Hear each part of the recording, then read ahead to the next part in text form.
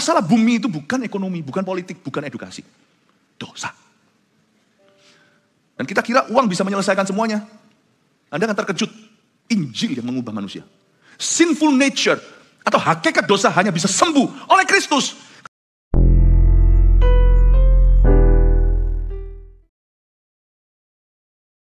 Kami rindu untuk mendengarkan pengajaran dari hati Bapa. Dan karena hamba-Mu yang menyampaikannya, hamba berdiri di dekat Tuhan.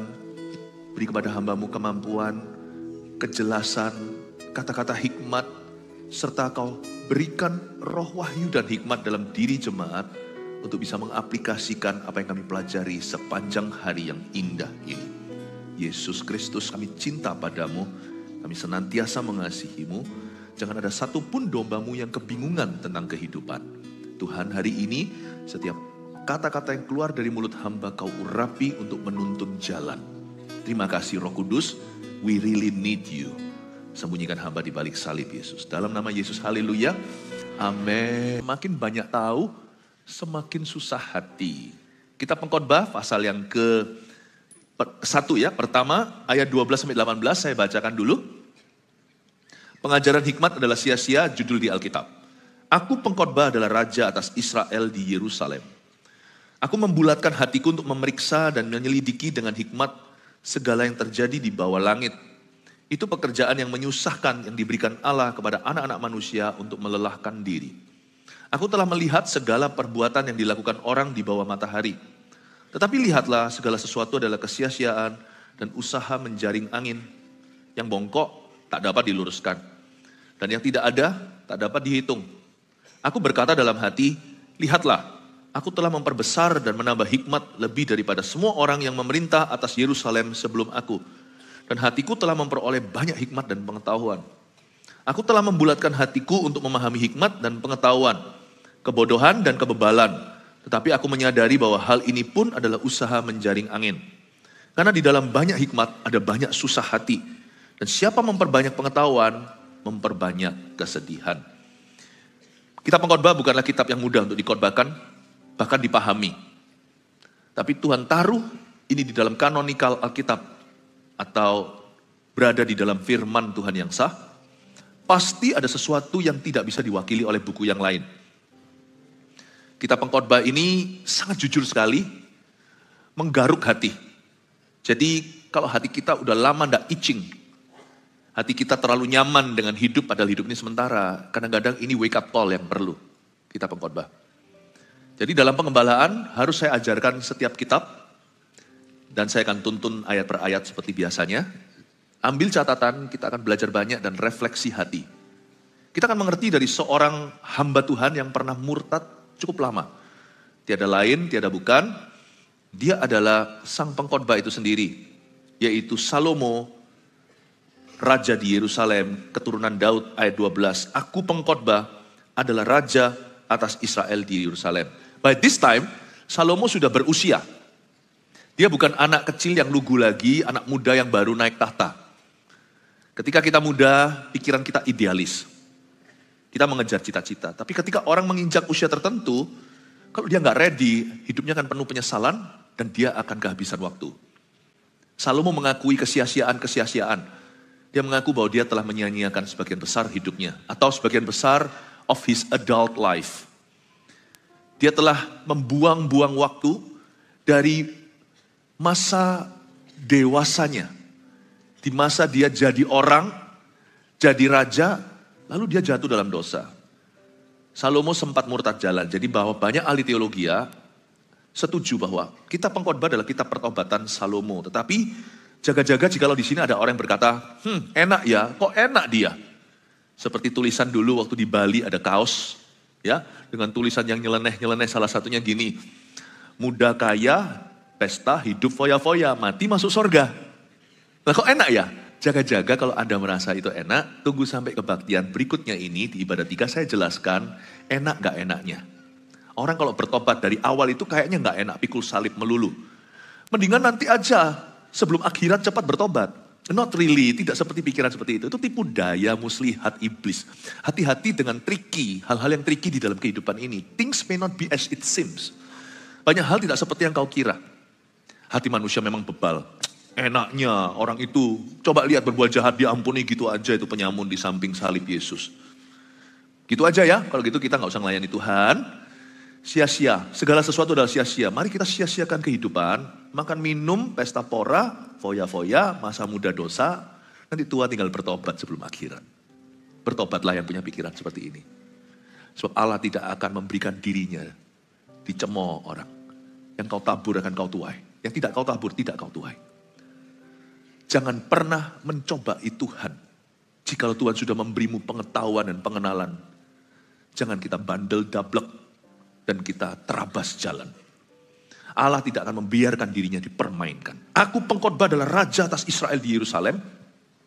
Judulnya, temanya saya ingatkan kembali, khusus topik ini. Semakin banyak tahu, semakin susah hati.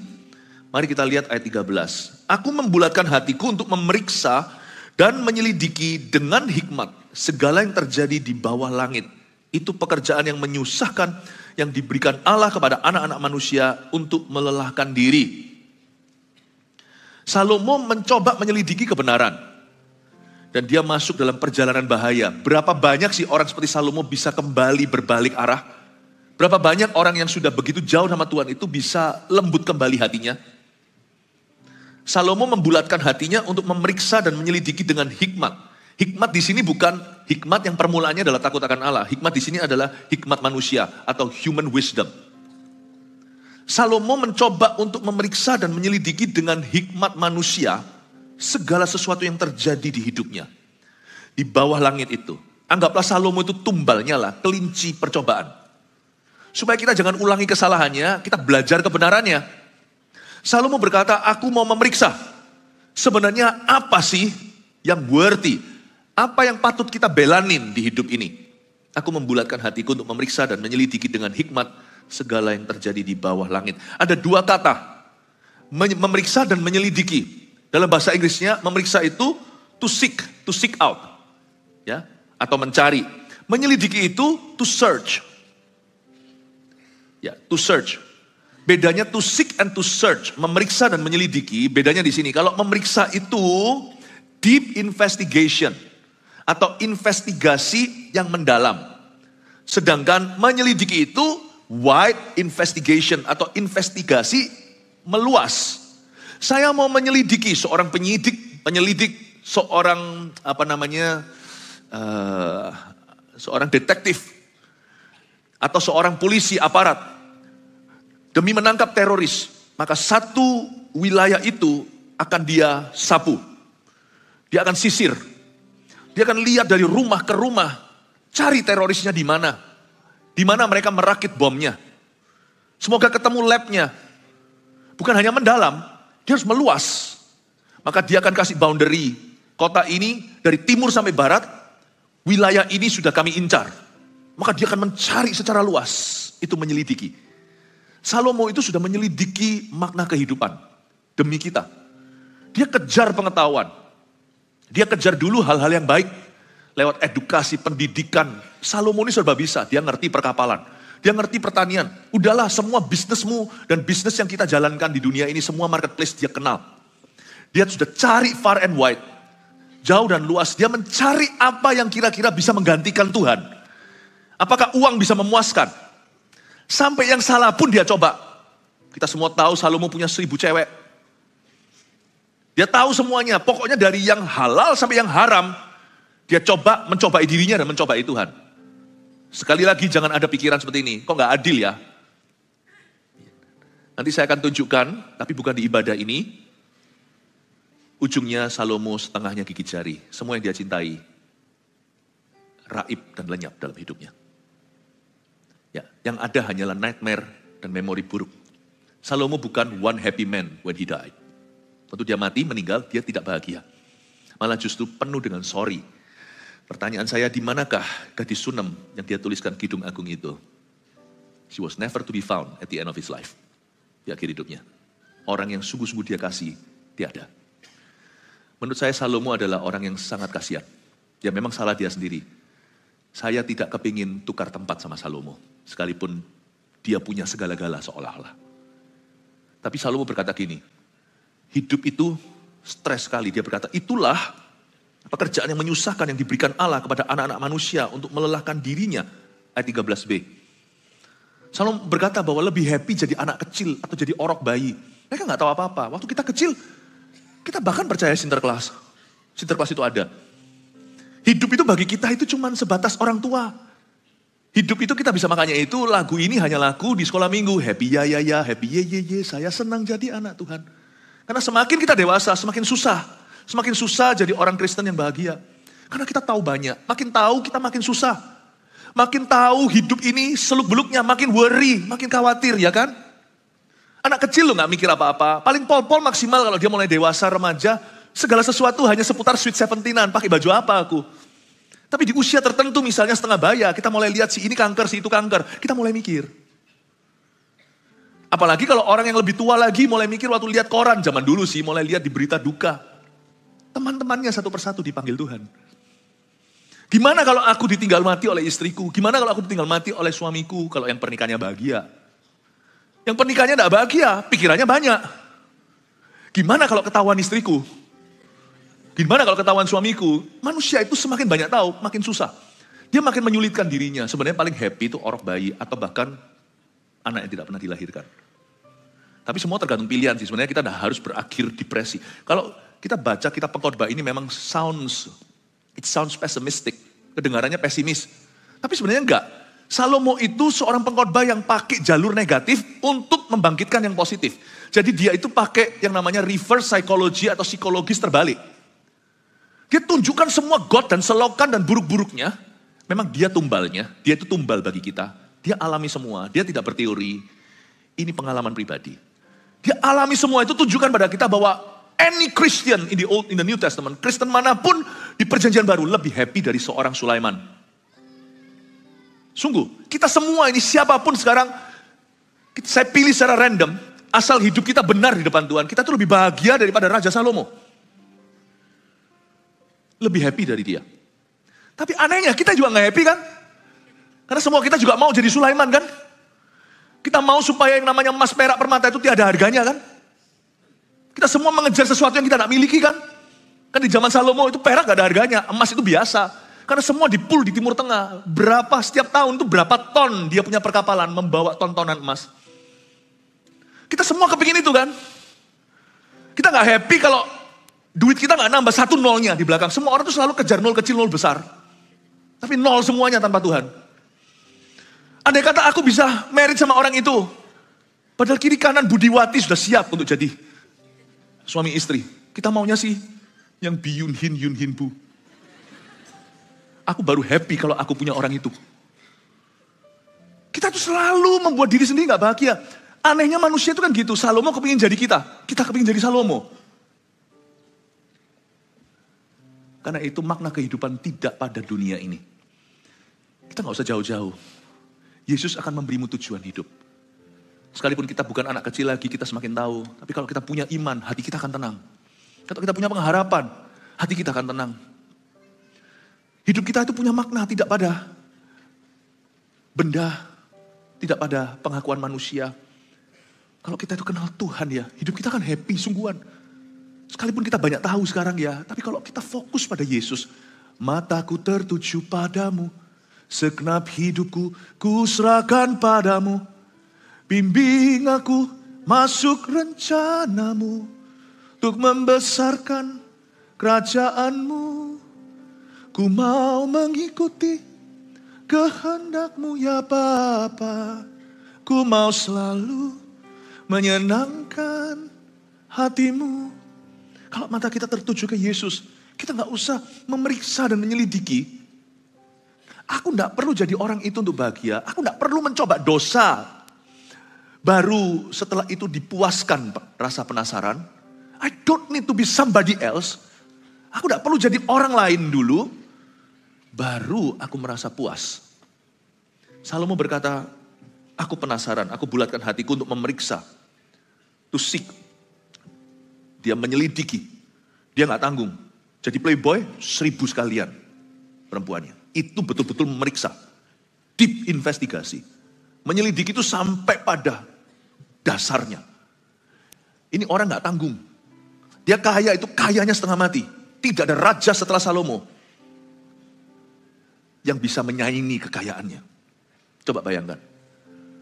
Tapi anehnya, zaman sekarang itu orang kayanya tanggung gayanya setengah mati. Ini orang, kalau dia memeriksa, sampai ke bottom line, sampai ke dasar lautan. Ini orang kalau rusak, rusaknya itu jedok. Kenapa orang Kristen yang disuruh kudus, takut sama Yesus, tapi gak mau sungguh-sungguh terus? Kenapa setengah hatinya itu masih iri sama orang fasik, masih ingin sedap-sedapan mereka? Enak gak ya selingkuh? Bagaimana ya kalau semuanya aku itu korupsi? Enak orang itu, easy money. Janganlah. Salomo sudah sampai ke titik yang kau mimpi-mimpikan. Dan dia berkata, guys, go back, empty. Balik, pulang kembali. Kosong isinya, hampa, gak ada apa-apanya. Ya kan Salomo udah ngalami, enak kalau orang udah kaya, bisa ngomong harta bukan segalanya. Dasar orang bebal ngomong kayak begitu. Orang bebal kan gak mau belajar dari orang lain, dia harus belajar dari dirinya. Kenapa kita harus belajar dari kesalahan kita kalau kita bisa belajar dari kesalahan orang lain? Jangan berkata, iya dia ngomong begitu. Dia sudah punya segala sesuatu, dia bisa bilang aja bahwa harta tidak bisa membuat bahagia. Tunggulah, aku gak mau percaya, aku mau kaya dulu baru aku ngerti. Kitab Pengkhotbah itu ditulis supaya kita gak usah ke situ. Percaya tanpa melihat itu juga gak usah alami dulu. Kita lihat Salomo balik sebagai anak Daud, dia berkata, empty, semua sia-sia, semua sia-sia. Coba baca di kitab Pengkhotbah, 30 kali dia berkata, kesia-siaan segala sesuatu, kesia-siaan belaka, 30 times. 30 kali. Padahal Pengkhotbah itu kitabnya hanya sampai pasal yang ke-12. Tapi 30 kali dia ulangi. Saya kalau pintar, saya nggak nunggu, saya nggak usah ke sana. Kalau seumpamanya ada orang, 30 orang mati di dalam gedung itu kebakar, saya nggak usah berkata, aku mau lihat api itu, aku mau main api dulu, baru setelah itu nanti aku keluar. Kalau ada 30 orang udah kebakar di dalamnya, jangan masuk saudara, lari dari sana. Salomo berkata 30 times dalam 12 pasal. Vanity of all vanities. Sia-sia di atas segala sia-sia. Ini sudah kesia-siaan tingkat raja dan tingkat dewa. Salomo berkata, yang kamu cari itu, there is nothing in it. Nggak ada apa-apanya. Salomo menurut saya kalau bisa hidup hari ini, dia nggak keberatan tukar tempat sama kita yang kayanya tanggung atau nggak kaya sama sekali. Asal kita punya istri, punya anak. Asal kita punya pasangan yang kita bisa cintai sekalipun dia tidak seperti bintang film atau apa. Ya, kepribadiannya nggak seberapa. Mobil pribadi, jet pribadinya, akun pribadinya. Tapi kepribadiannya itu menyenangkan Allah. Menurut saya Salomo pasti mau tukar tempat dengan dengan Anda dan saya. Bukankah dia berkata yang penting itu makan minum dengan keluarga. Jangan cari sesuatu yang muluk-muluk Bapak Ibu Saudara. Belajar tanggung jawab sama Tuhan dengan apa yang sudah dipercayakan. Dan jangan cari happy di situ. Happy itu gak usah nunggu nanti. Kalau hidup kita sudah baik. Happy itu bahagia itu gak usah nunggu nanti kalau kita sudah sehat. Nanti kalau masalah sudah gak ada. Masalah selalu silih berganti. Bisa gak kita happy hari ini? Bisakah kita berkata seperti anak kecil, asal Yesus, aku senang jadi anak Tuhan. Siang jadi kenangan, malam jadi impian. Cintaku semakin mendalam. Masalah ada, gak apa-apa. Aku akan hadapi dengan Tuhan. Aku dapat melakukan segala perkara dalam Dia yang memberi kekuatan. Jangan tunggu. Jangan kau bekerja. Mati-matian kerja keras ibadah terakhir nanti saya bahas. Demi apa? Supaya aku bahagia. Itu mitos. Anda kerja keras itu untuk mengembangkan talenta. Supaya Anda berguna. Supaya Anda bisa memuliakan Tuhan dengan harta. Dan bahkan dengan kemampuan Anda. Menikah untuk bahagia? Bukan. Menikah itu panggilan Allah. Jangan menikah karena nafsu. Supaya bisa memadamkan namanya nafsu seksual kita. Bukan. Kalau pernikahan sebagai ajang untuk membahagiakan diri, nanti suatu hari kalau bosan sama istri, selingkuh diperbolehkan lagi. Never. Never to seek happiness. Orang Kristen harus happy dulu karena dia adalah anak Tuhan. Siang jadi kenangan, malam jadi impian, cintaku semakin mendalam. Kalau Anda menikah itu panggilan Allah. Kalau Anda single itu panggilan Tuhan. Yang single, yang bujangan tidak perlu Jonas atau jomblo ngenes. Tuhan suruh 2 orang suami istri pasangan itu menjadi satu, 2 bukan lagi menjadi mereka berdua, tapi 2 menjadi 1. Apakah berarti orang-orang yang single itu 50%? No, Anda tetap utuh. Nanti kalau Anda menikah, malah harus penyesuaian. 2 itu harus dipangkas 1, masing-masing harus ngalah 50%. Yang dulunya seenaknya gua, sekarang gak bisa. Kami berdua, suami istri. Saya dulu kalau tidur itu bisa around the clock, bukan lamanya. Saya tidur itu bisa mulainya itu kiblat arah saya itu kepalanya ke arah Eropa. Tapi nanti saya besok pagi bangunnya, kepala saya sudah di Asia. Saya bisa muter-muter kalau tidur. Tapi kalau sudah punya istri kan nggak bisa. Suami istri kan ada yang tipe tidur mau goyang nggak apa-apa. Ada yang goyang sedikit, peka. Langsung bangun. Kita harus belajar menyesuaikan dengan pasangan. Sebenarnya single atau married, asal itu panggilan Tuhan. Dua-dua utuh di mata Allah. You can be single and happy because you are son of, karena Anda adalah anak Tuhan. Anda bisa menikah dan bahagia dan membahagiakan pasanganmu. Karena ada Yesus dalam pernikahanmu. Kasih tepuk tangan untuk Tuhan Yesus. Gak usah lagi kita mencari dan menyelidiki. Tuhan ada di sini. Gak usah cari bahagian, Yesus ada di hati. Itu pekerjaan yang menyusahkan yang diberikan Allah kepada anak-anak manusia untuk melelahkan diri, ayat 14. Aku telah melihat segala perbuatan yang dilakukan orang di bawah matahari.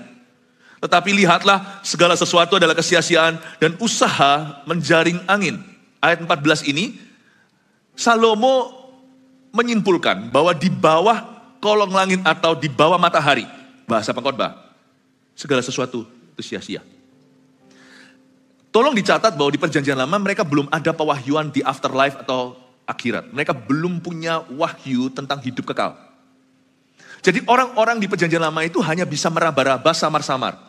Daud sekali dua kali mengucapkan sesuatu menurut saya itu adalah wangsit dari atas. Karena Daud belum punya Taurat yang bicara tentang akhirat.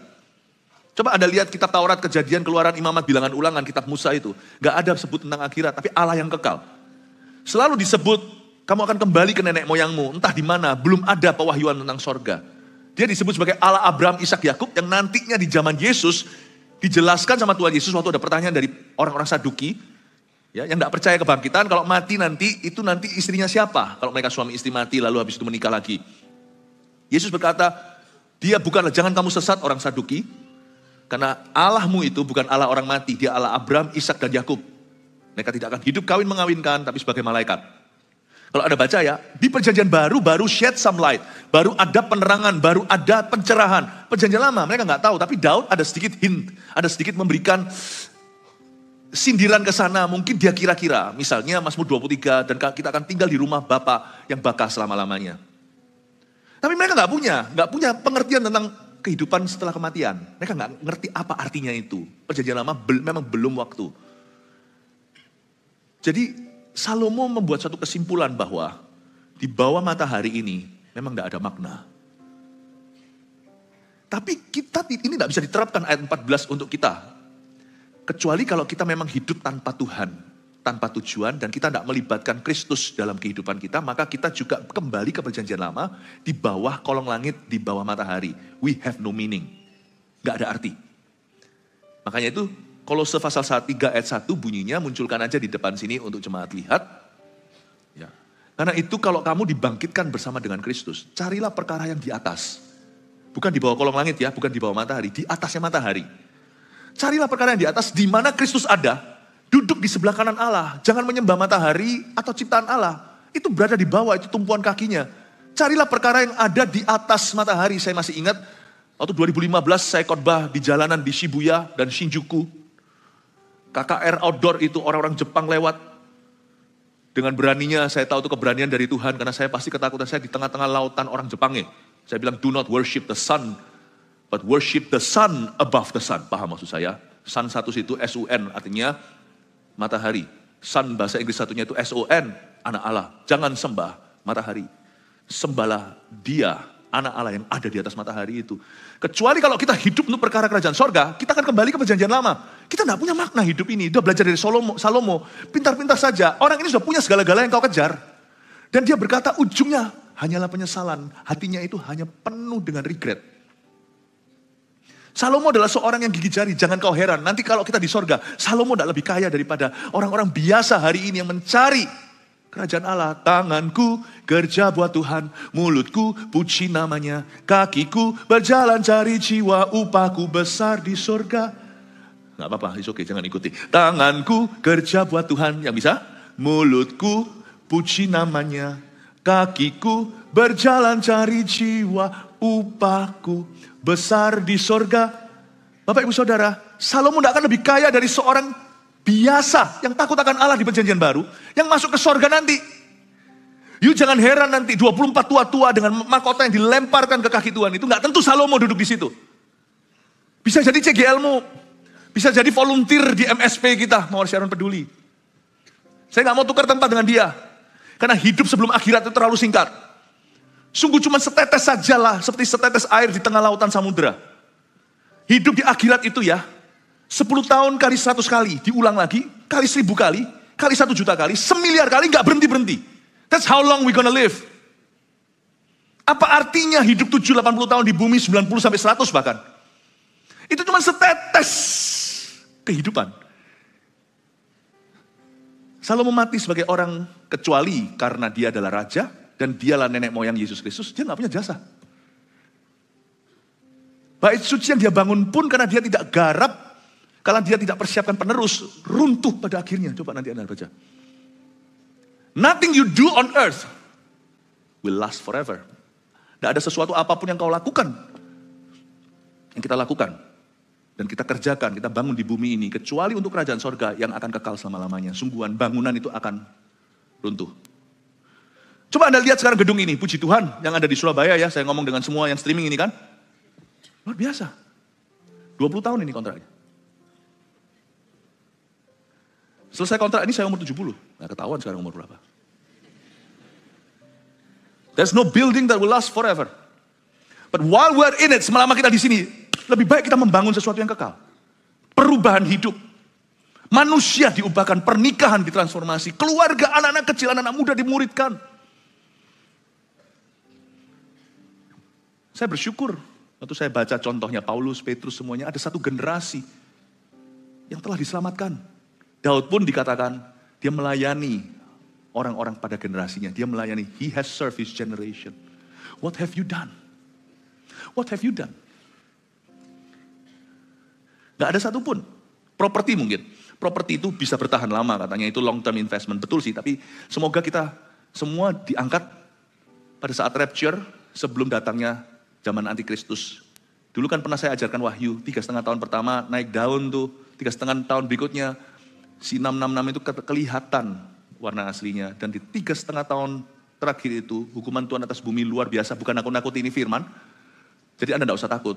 Kalau Anda mempersiapkan diri, berarti siap-siap untuk tidak diangkat. Saya percaya kita akan diangkat sebelum semua itu terjadi. Gempa bumi di dunia ini, begitu hebatnya, pulau-pulau retak.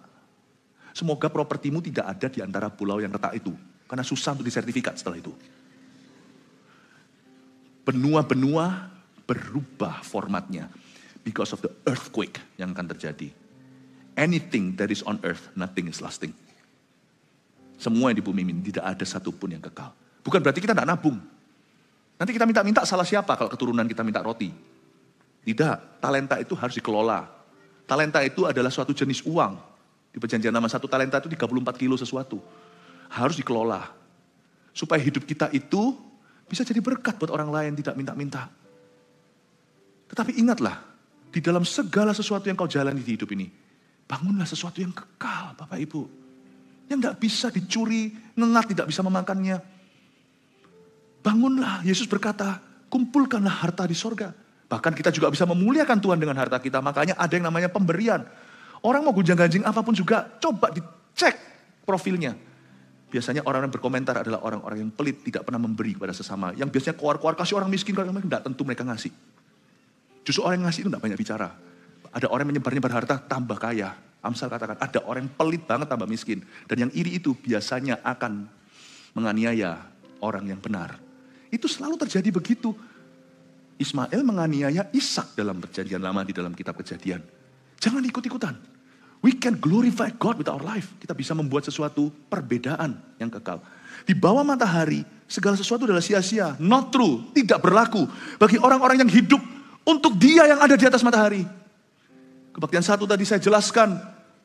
Salah satu hal yang menggiurkan untuk saya taruh kehidupan adalah visi mendirikan 1000 gereja lokal dan 1 juta murid yang menjadi visi gereja ini. Karena gereja itu tidak hit and run. Gereja itu nggak hanya memberi makan lalu habis itu bye-bye besok. Atau KKR setelah itu pergi. Gereja itu melakukan 1001 ministry dengan ditanamnya sekelompok umat yang dimuridkan. Tempat itu akan terus berkembang ministry yang mengentaskan manusia bukan hanya dari kebutuhan jasmani yang dirasa. Tapi yang mengubahkan hidup manusia itu luar dalam, dari dalamnya diubah. Makanya saya beritahu tadi di kebaktian sebelum ini. That is one vision you can consider. Itu bukan visi saya. Saya dapatkan untuk jemaat. Saya mendengarnya. Tapi kita juga mendengar suara Tuhan di baliknya. Aku melihat segala perbuatan yang dilakukan orang di bawah matahari. Kalau itu selfishly atau untuk diri sendiri. Gak ada sesuatu apapun yang lasting, yang kekal. Semua itu sia-sia, hanya usaha menjaring angin. Tapi tidak berlaku bagi kita yang hidup, bagi Kristus dan bagi kerajaannya. Seek ye first the kingdom of God and His righteousness. And all these things shall be added unto you. Haleluya, haleluya. Gimana itu bahasa Indonesia? Susah dicari dalam bahasa Indonesianya. Nyanyi. Intinya adalah carilah dahulu kerajaan sorga, maka segala sesuatu ditambahkan kepadamu. Amin. Katakan pada kanan kirinya, cari kerajaan sorga dulu, segala sesuatu ditambahkan. Ayat 15, ada suatu ayat yang susah untuk dimengerti tapi gampang. Yang bongkok tak dapat diluruskan. Dan yang tidak ada tak dapat dihitung. Jangan lupa, konteksnya Salomo kan memeriksa dan menyelidiki kebenaran. Dia cari makna. Dan dia cari sebenarnya manusia hidup di dunia itu, pertanyaan terbesar di hati adalah, why am I here? Kenapa aku ada di sini? Kita itu didatangkan ke dunia, cerita kita beda-beda. Ada yang lahirnya karena kecelakaan di luar nikah. Ada yang lahirnya sah. Whatever it is, kalau Tuhan berkeputusan, berdaulat untuk mendatangkan kita di hidup ini, tanya pada dirimu sendiri, kenapa Anda di sini? Why? Dan Salomo tidak ngerti why-nya dan tidak punya pandangan hidup kekal. Akhirnya dalam penyelidikan, pencahariannya, dia mencari kebenaran, dia menemukan di ayat 15 suatu konklusi bahwa yang bongkok gak bisa diluruskan. Yang gak ada, gak bisa dihitung. Dia berkata masalah di dunia ini banyak. Gak terhitung seperti mencoba menghitung benih pasir di tepi pantai. Yang bongkok juga tidak dapat diluruskan. Salomo mendapat satu pewahyuan bahwa masalah dunia ini, sejak zaman purbakala loh ya, gak beda hari ini. Bumi ini masalahnya dosa, bukan ekonomi, bukan politik. Tahukah the problem of the world is not economy, bukan lacking education. Banyak orang merasa gini, saya pernah bicara dengan satu orang yang yang sangat sukses. Karena dia bukan orang Kristen, dia bilang dia gak percaya Injil. Jangan kita percaya bahwa Injil itu yang mengubah orang luar dalam. Ya, yang pertama kali membuat kemiskinan terjadi di bumi itu karena Adam punya dosa mengutuki tanah. Jadi sebenarnya mau cemplung berapapun ke tanah itu diserap habis, tidak jadi lowongan pekerjaan, malah habis dalam poverty, kemiskinan. Yang bongkok tidak bisa diluruskan kecuali oleh Tuhan.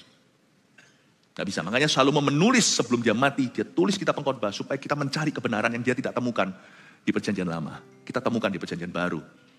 Tapi Salomo selamat gak? Saya yakin dia selamat karena dia bertobat pada akhirnya. Tapi nanti waktu dia suatu hari ketemu Yesus muka dengan muka, dia berkata, ini yang ku cari-cari. Ya. Saya pernah ngomong sama satu orang dan dia berkata, sebenarnya dia gak percaya penginjilan karena Roma 1 ayat 16 bagi kita yang percaya, Injil adalah kekuatan Allah yang mengubahkan. The gospel is the power of God to change, to save, untuk menyelamatkan. Dan orang masuk ke dalamnya karena iman. Tapi dia berkata, enggak, masalah, Pastor Philip. You salah, masalahnya dunia ini kurang pendidikan. Kalau kita didik semua orang, everyone is cultured, semua orang itu punya kebudayaan. Semua orang itu terpelajar, beres selesai dunia ini. Saya paling susah kalau diajak ngomong filsafat dan filosofi. Karena filosofi Injil gak masuk ke otak orang yang pintar. Karena Injil itu kesederhanaan. Tuhan memilih yang bodoh untuk mempermalukan yang berhikmat. Tuhan memilih yang simple, yang sederhana untuk mempermalukan mereka yang sok tahu segalanya. Saya bilang not really. Saya gak bisa jawab dan percuma berdebat. Yang saya tertarik adalah memenangkan jiwanya. Ngapain dia sekarang introspeksi Tuhan? Udah gak perlu ada hal-hal tertentu, gak perlu dijawab. Menang debat tidak berarti menang hati. Jadi saya berhenti. Not really, I don't agree. Saya cuma ngomong begitu. Hari ini kita lihat, Prancis itu kurang pinter mananya, itu negara maju. Kurang culture di mananya. Kebudayaannya, jangan bilang.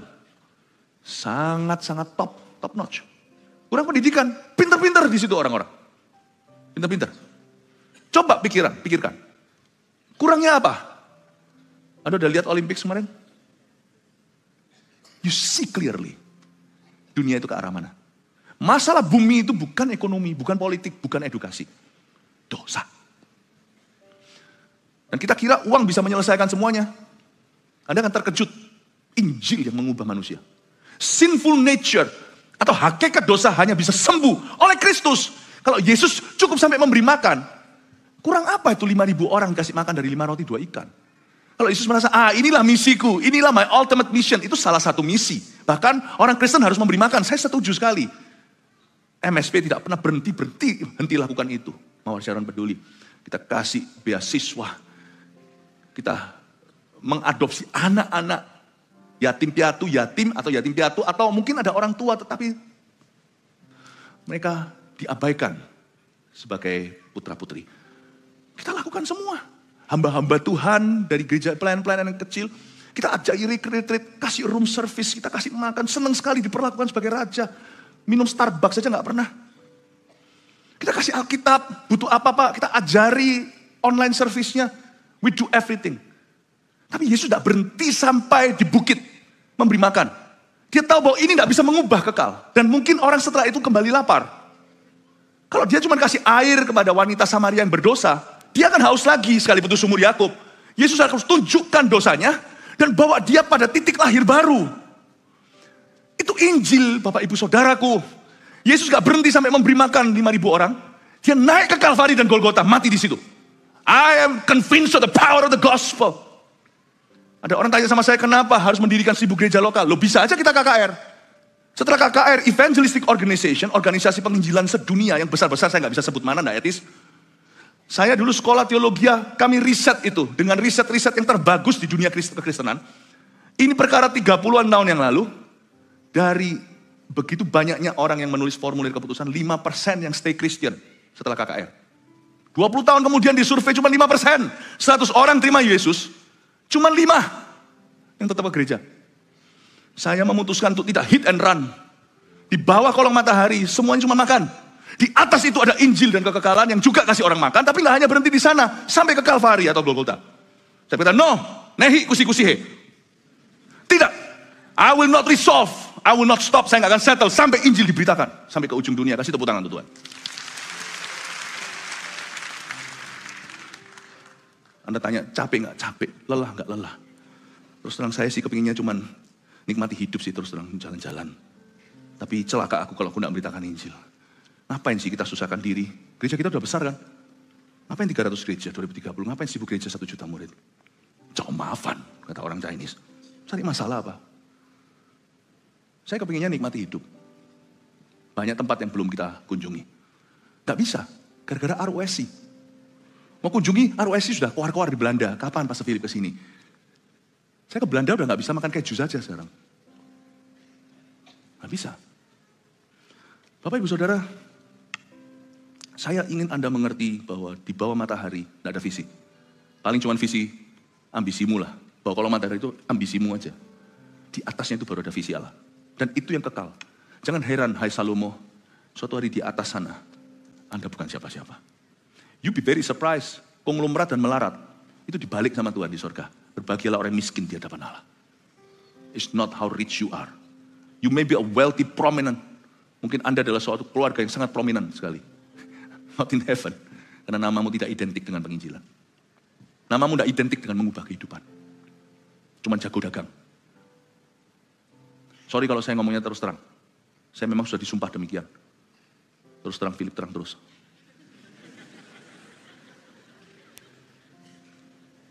Not in this church. Gereja ini tidak meninabu, bukan. Ini bukan gereja yang menimang-nimang. Gereja ini adalah gereja yang memuridkan. You don't like this church, don't stay in this church. Kalau Anda tidak suka gereja ini, jangan tinggal di gereja ini.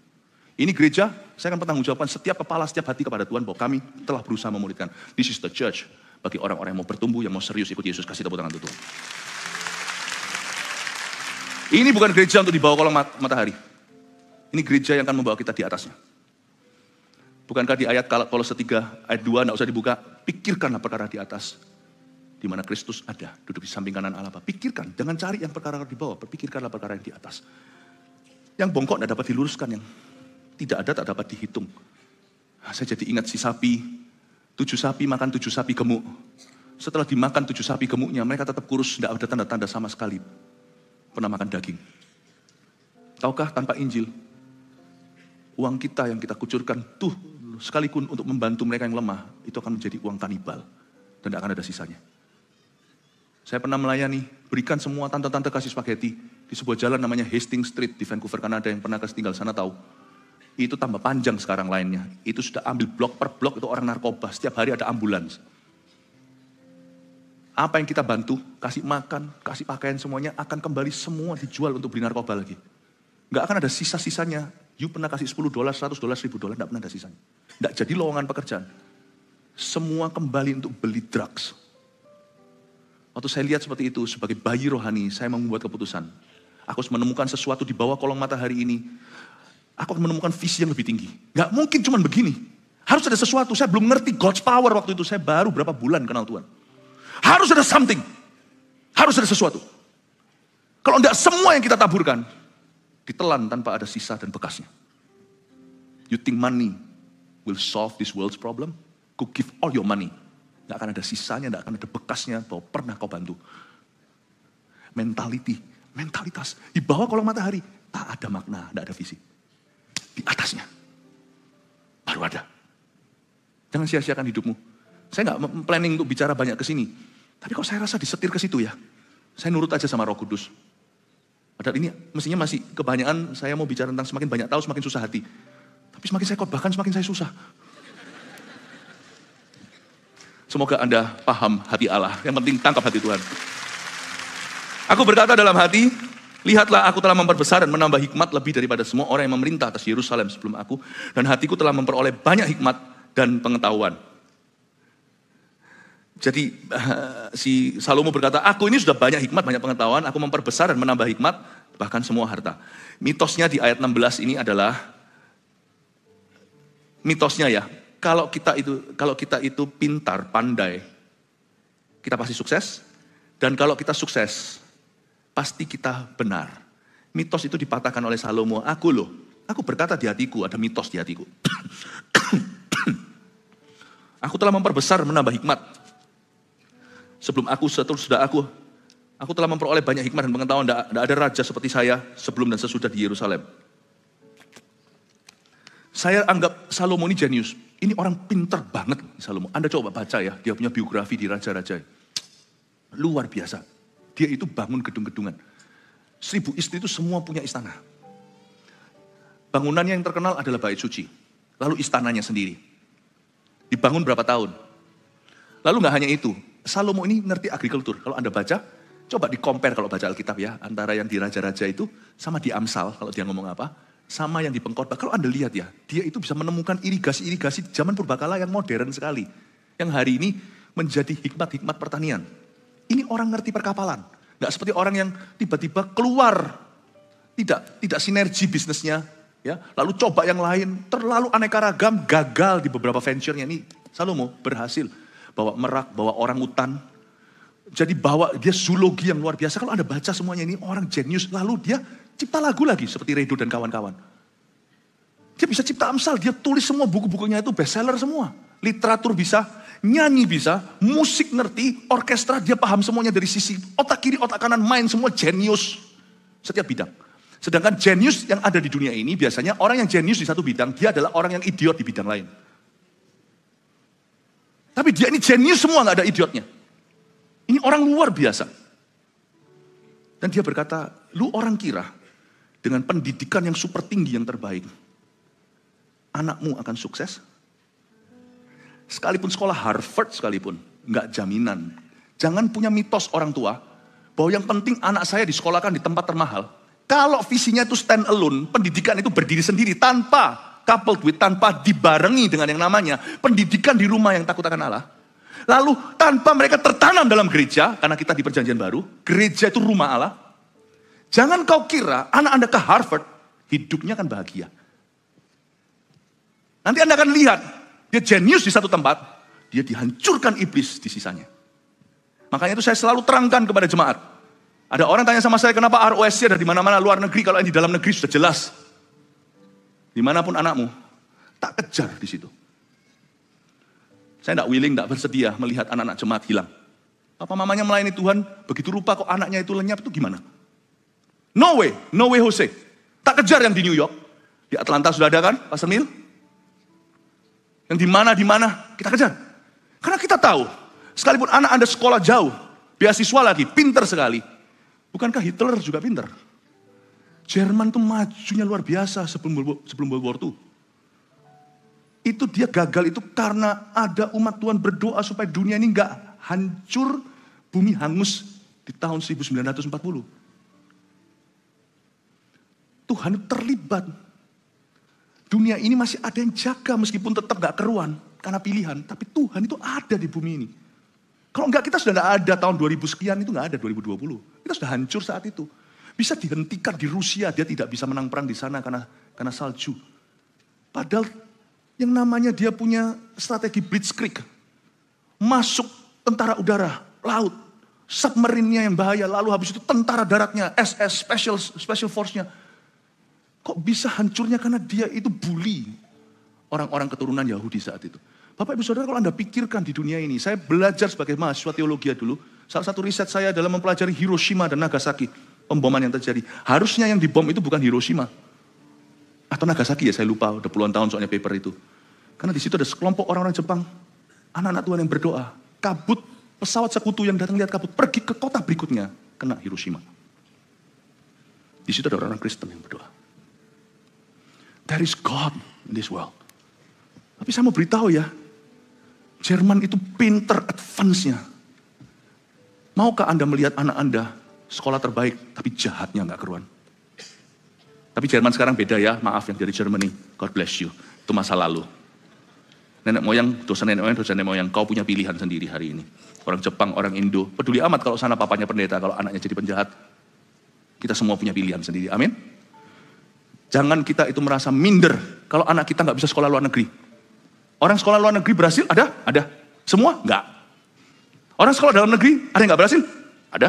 Yang berhasil? Banyak. Jangan minder. Papa cuma bisa sekolahkan kamu di sini. Temanmu yang lainnya sekolahnya di Amerika, Eropa, Australia. Paling tidak ke Singapura dan sebagainya. Jangan minder. Karena edukasi pendidikan stand alone, tidak ada visi Tuhan. Edukasi pendidikan kalau itu stand together, mau di dalam negeri atau di luar. Kalau Anda bersama dengan itu, ada rumah yang takut akan Allah. Ada perjanjian Abraham, Ishak, Yakub di dalamnya. Ada gereja rumah Allah. Kalau ditanam di sana dan bertunas di rumah Tuhan. My goodness, lu sekolah di mana aja. Coba kita lihat nanti pemakaian Allah kalau tidak Tuhan menyertai anak-anakmu. Kasih tepuk tangan untuk Tuhan Yesus. Sungguhan ada orang yang sekolah dari jauh luar negeri pun pulang masih, mau jadi apa juga nggak tahu, udah umur 30. Sorry kalau ada yang tersindir, tidak ada kesengajaan di balik ini semua. Aku berkata dalam hati, lihatlah aku telah memperbesar menambah hikmat. Lalu ayat 17, aku telah membulatkan hatiku untuk memahami hikmat dan pengetahuan dan kebodohan dan kebebalan. Tapi aku menyadari bahwa hal ini pun adalah usaha menjaring angin. Instead of membulatkan hati untuk cari yang tidak-tidak, mendingan bulatkan hatimu untuk taat. Katakan bulatkan hati untuk taat. Itu dia, yang penting itu. Bukan konteksnya, yang penting itu hubungan kita dengan Tuhan. Yang penting itu pilihan hidup kita dan pilihan hati. Yang penting itu bulatkan hatimu untuk taat. Mau saya itu di dalam negeri, di luar negeri, mau saya itu privilege, punya hak istimewa, maupun saya itu orang dari keluarga biasa-biasa, yang penting itu bulatkan hatimu untuk taat. Di situ ada berkat. Jalan taat itu jalan berkat. Mau tahu emailnya Tuhan? taat.com. Just that. Itulah jalan berkat. Jalan salib kadang-kadang, bagian dari taat adalah pikul salib. Peduli amat. Saya ngomong sama anak saya. Orang-orang lain semuanya itu sumpah serapah di sekolah, lu jangan ikut-ikutan. Karena kamu punya jalan sendiri, itu terserah mereka jalan apa. Lu punya jalan sendiri. Jalanmu adalah jalan berkat. Amin. Ayat terakhir, karena itu di dalam banyak hikmat ada banyak susah hati. Nah ini dia.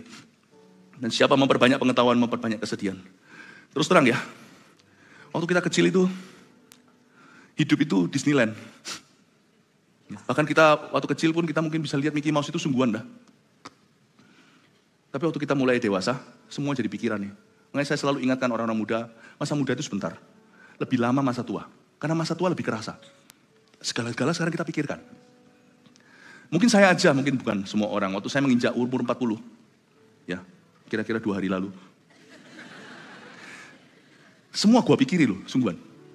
Saya merasakan betul sekali yang namanya orang-orang kalau menginjak usia tengah baya gitu, jadi saya belajar banyak dari sesepuh orang-orang tua yang lebih tua di sini. Semua itu mulai jadi pikiran, itu sungguhan.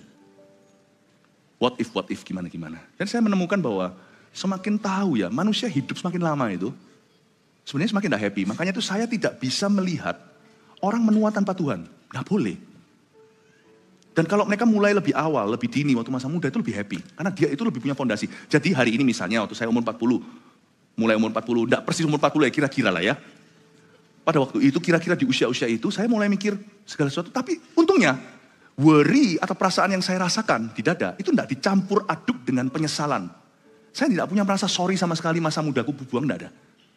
Saya tidak punya penyesalan. Jadi worry saya enggak berubah menjadi ketakutan. Worry saya hanyalah menjadi pikiran yang harus saya taklukkan. Karena itu orang kalau mulai dari awal, itu lebih baik.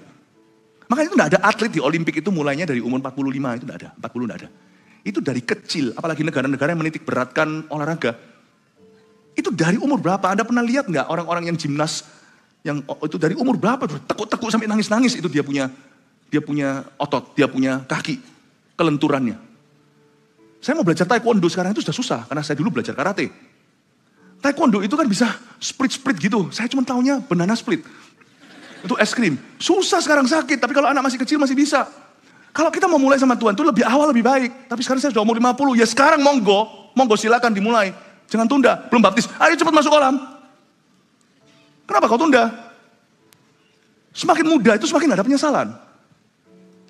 Jadi saya ngalami umur-umur segitu, mulai ada worry.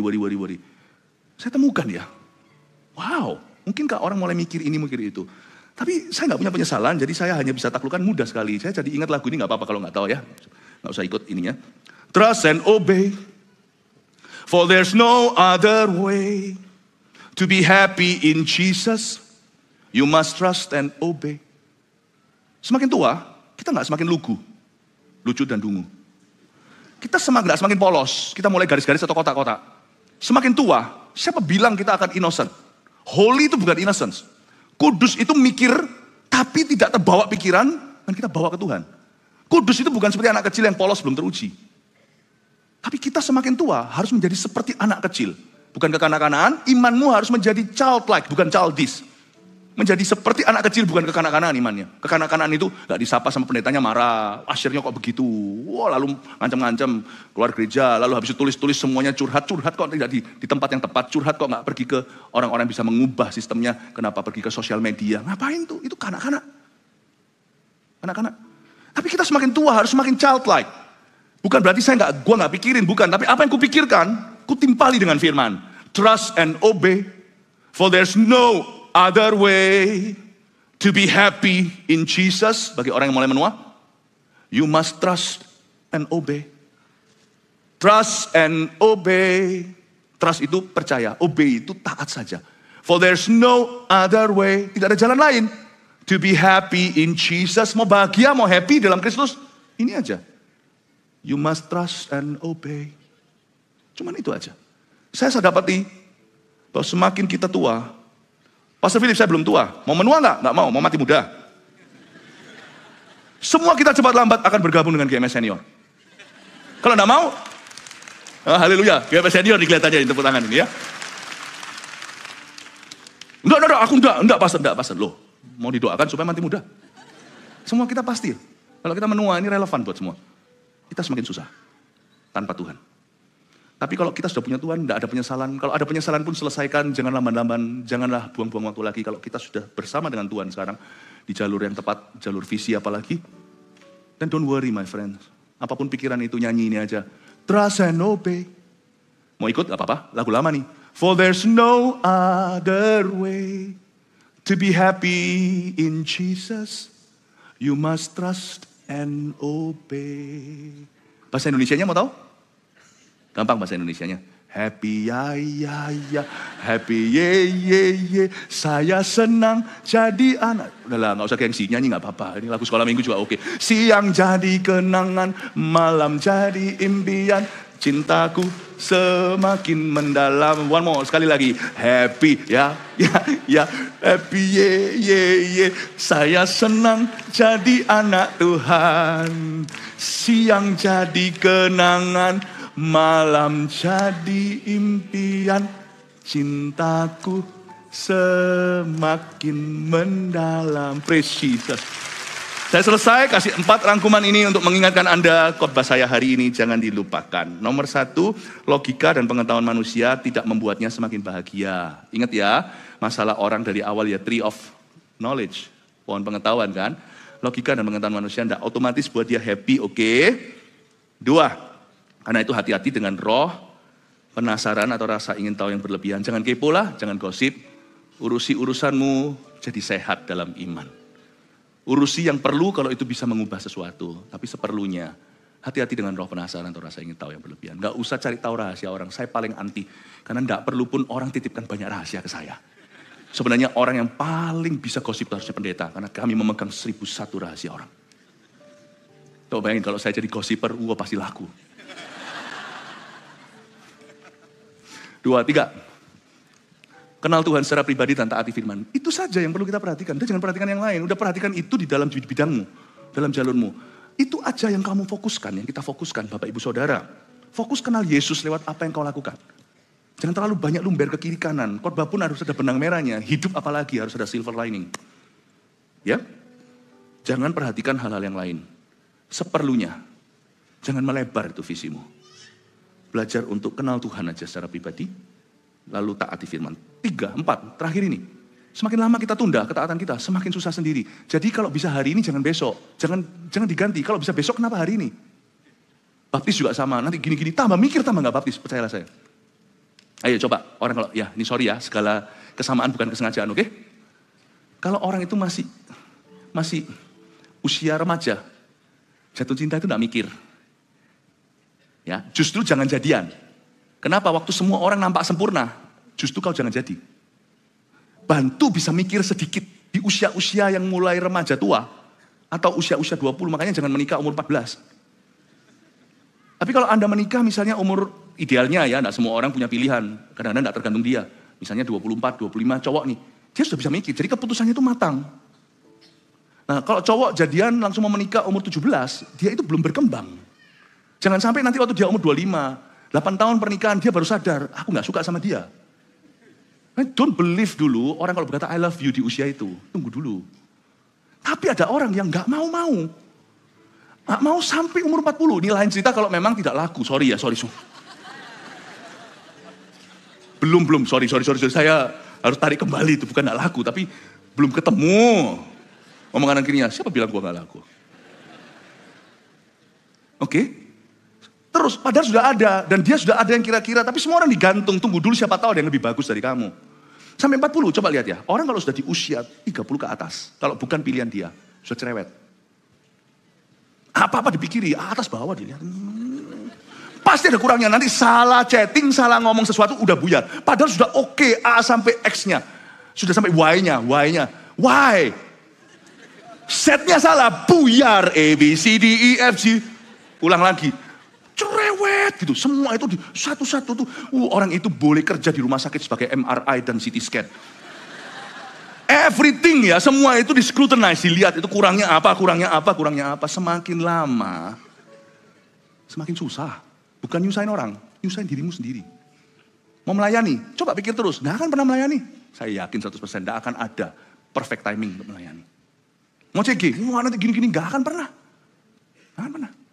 Karena itu jangan buat dirimu susah. Kalau Anda tahu itu baik dan benar untuk ditaati, itu firman Tuhan.